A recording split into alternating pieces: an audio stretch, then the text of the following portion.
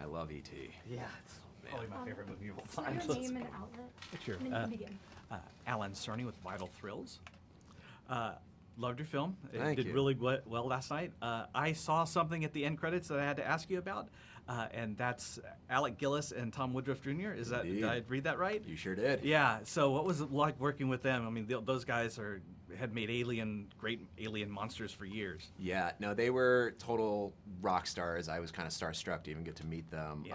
Yeah. From early on, I knew I wanted to use practical effects in the film. I grew up on practical effects. I love practical effects, and when the opportunity came to get to work with them, I was over the moon about it, and they brought their magic to the film in a way that was just stunning. As soon as you see, the money shot of the monster, it's like,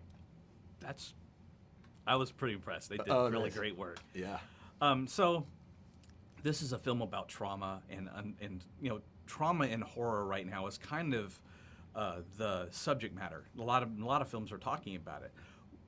What was about this that made you want to tell this story? It was really the character story.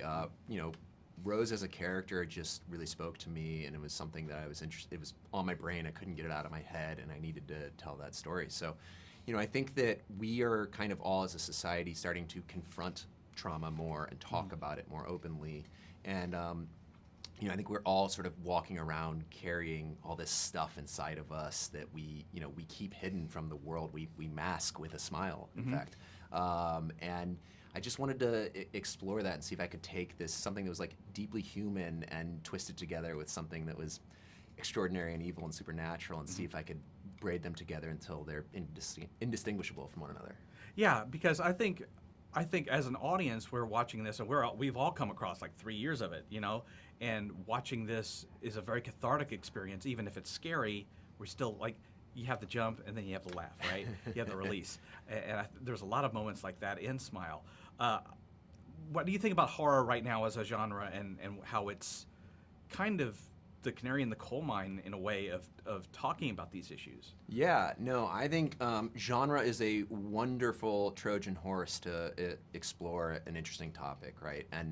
And you can take some of these like really heady concepts or things that are difficult to talk about and put them into a sort of fantastical genre story, and it gets you to look at it in a way differently than you may have before, and that was certainly the goal. Yeah. So you had a short film that's sort of a prequel to this. It's not really available online right now, is it? Or is it? Not at the moment. Yeah, No. Paramount kind of has it on under lock and key, but it is coming back. So, Yeah. You have to make it a special feature for the film for sure. So I'm a physical media guy, so I collect that stuff. Awesome. Yeah. So Fantastic Fest is your first time being here. How was that experience? Incredible. I can't think of a better audience to have gotten to a world premiere of the film too. It was amazing. Yeah, it could be a harsh audience, but I think the reaction was really good. I could hear the moments and when everybody's like, so Fantastic Fest has a history of animal death. so there's I don't want to spoil it for the people who haven't seen it, but there is animal death in the film. But when that moment happened in the movie, everybody's going, yeah, you're watching a Fantastic Fest movie. Yeah, for sure. So it was a wonderful film, and thank you for bringing it, and really cool. And I'm really glad that you were able to work with those two guys and made a really great movie monster.